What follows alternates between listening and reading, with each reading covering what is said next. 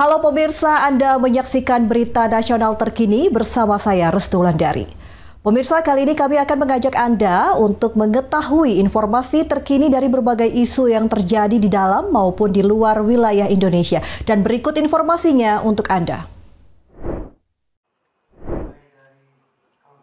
Memasuki awal musim penghujan yang dimulai bulan November, Desember hingga Januari nanti, Menteri Dalam Negeri Tito Karnavian memberikan arahan kepada para kepala daerah di Indonesia melalui Zoom meeting di kantor Kemendagri Jakarta Selasa siang.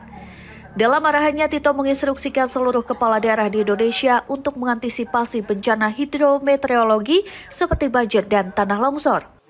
Belajar dari bencana yang terjadi di Cilacap dan Banjarnegara, Tito meminta para kepala daerah untuk menginventarisasi titik-titik rawan longsor ataupun banjir mengingat kondisi curah hujan yang cukup tinggi belakangan terakhir.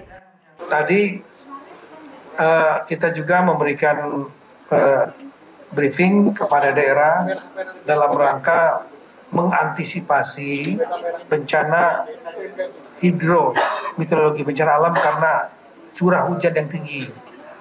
Tadi Kepala BMKG Profesor Tengku Faisal Fatani PhD, beliau sudah menyampaikan potensi curah hujan yang tinggi November, Desember, Januari, dan seterusnya.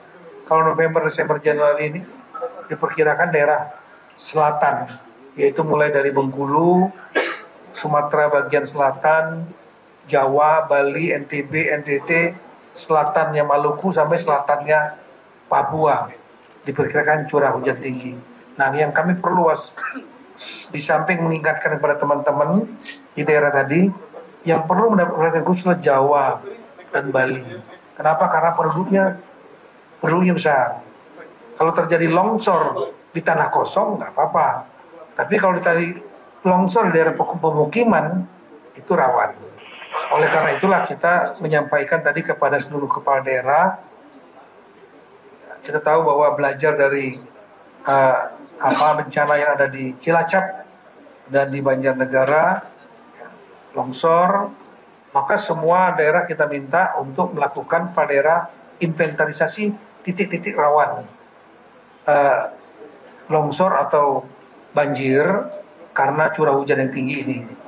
Dan kemudian setelah itu melakukan langkah-langkah untuk memitigasi itu. Misalnya penguatan daerah longsor, kalau memang nggak bisa ya masyarakatnya direlokasi sementara. Sementara itu, Kepala Pusat Data dan Informasi BNPB, Abdul Muhari memastikan BNPB telah siap untuk memberikan dukungan mulai dari anggaran, ketersediaan personil, pompa, atau hal-hal yang dibutuhkan daerah dalam operasi kedaruratan dengan syarat Pemda harus menetapkan status siaga darurat. Atau fase kesiapsiagaan yang sudah dalam fase musim kemarau ini. Bentuknya macam-macam, bisa untuk ketersediaan personil, ketersediaan pompa misalkan, atau hal-hal yang memang nanti dibutuhkan daerah dalam operasi kedaruratan. Tetapi syaratnya tentu saja pemerintah daerah menetapkan status siaga darurat.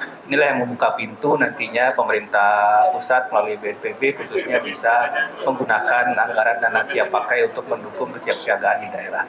Tito pun meminta seluruh daerah agar berkoordinasi internal dengan Forum Komunikasi Pimpinan Daerah untuk menggelar apel kesiapsiagaan. Dari Jakarta, Tim Liputan Berita Nasional TV.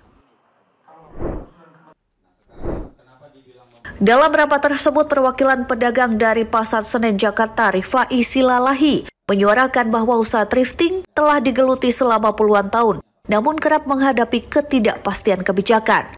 Para pedagang berharap adanya solusi konkret, baik jangka pendek maupun jangka panjang, serta regulasi yang tetap sehingga kegiatan usaha mereka tidak terus terganggu oleh perubahan kebijakan pemerintah. Mereka menegaskan bahwa thrifting justru menjadi bagian dari sektor UMKM dan memiliki karakter pasar yang berbeda dari produk lokal. Para pelaku usaha juga menolak anggapan bahwa keberadaan thrifting merusak pasar UMKM. Menurut mereka, persaingan justru datang dari membanjirnya produk impor baru, khususnya dari Tiongkok yang mencapai sekitar 80% dari total produk yang beredar. Sementara produk dalam negeri hanya mendapat porsi sekitar 5%. Kondisi tersebut dinilai lebih berpengaruh terhadap keberlangsungan UMKM dibandingkan penjualan pakaian bekas. Para pedagang berharap pemerintah dan DPR dapat mempertimbangkan aspirasi mereka secara menyeluruh, serta menghadirkan kebijakan yang adil sehingga usaha thrifting tetap dapat berjalan berdampingan dengan produk lokal dan UMKM tanpa saling disalahkan. Dari Jakarta, Mahendra Dewanata, Ade Chandra, Berita Nasional TV. Demikian berita nasional terkini, saya Restu Wulandari pamit dan sampai jumpa.